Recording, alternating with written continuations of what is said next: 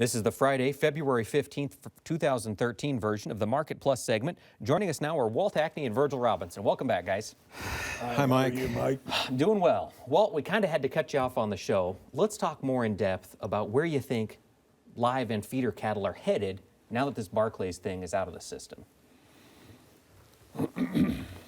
You're going to have to separate live cattle from feeders because you got two totally separate indicators that are governing either of them. On the feedlot side, on finished cattle, fundamentals as far as availability, as far as percent of cattle on feed, as far as placements going in the feedlot, and all that usually would dictate a trend in the future for the cattle market is going to be non-affected if we don't get some substantial improvement in our exports. Our exports are 45% on beef under a year ago. I'm not sure if you're aware of that. And that's approaching a disastrous issue if we didn't have an extreme shortage of fat cattle in the feedlots. Now, it isn't that they're offsetting one another, but it is helpful that we're only killing 119,000 cattle yesterday versus maybe our potential should have been somewhere around 125 to 27,000. So that is the issue on live cattle.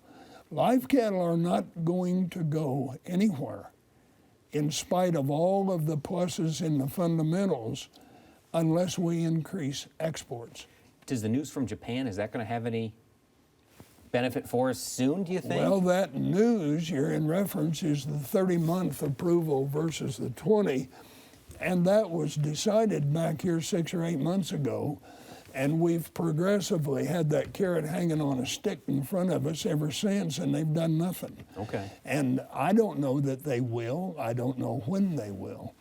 Now, over here on the feeder cattle side, we have a totally separate issue.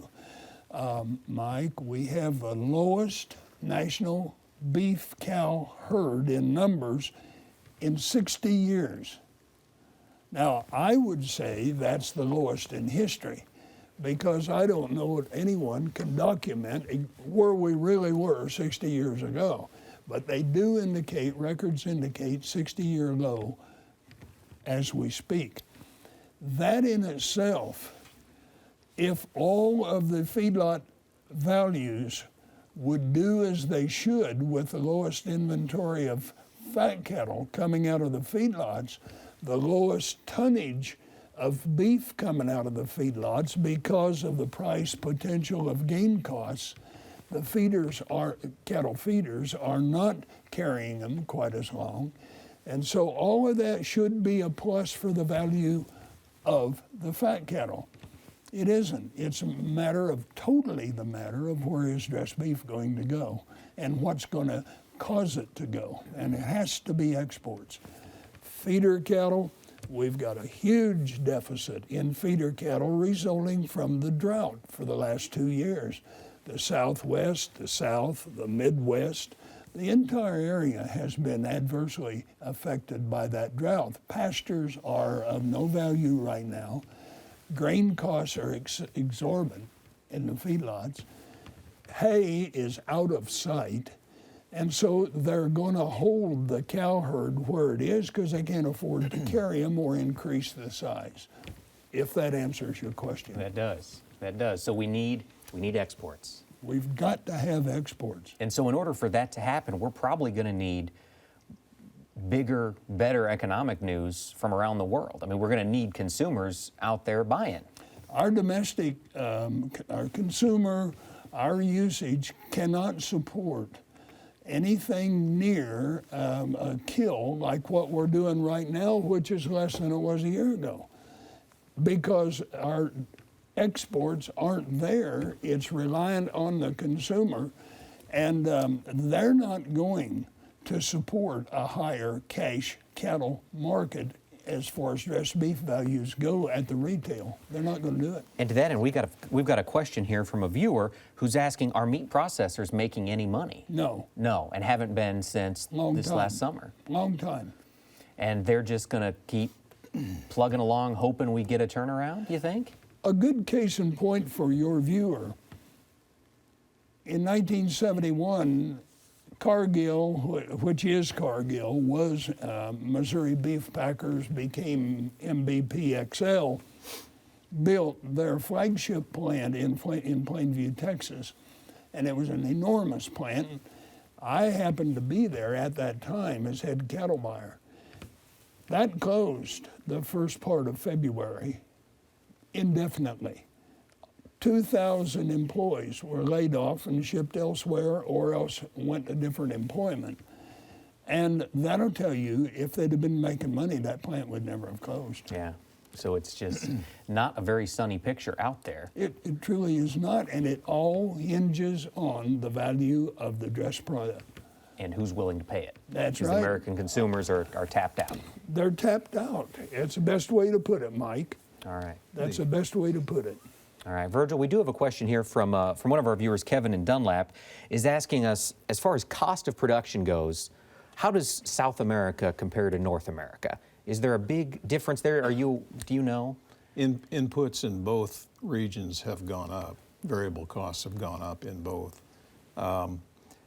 There is a relationship between the value of the Brazilian real and the US dollar. And clearly that fluctuates over time, but that is a variable that's a major determinant in price between the two regions. Okay. To Walt's, I enjoyed your commentary, Walt, and you know, when the payroll tax deduction that we had enjoyed up until this year, I think that was a factor for the consumer. His or her discretionary income went down. Yeah. Gasoline prices have been going straight up.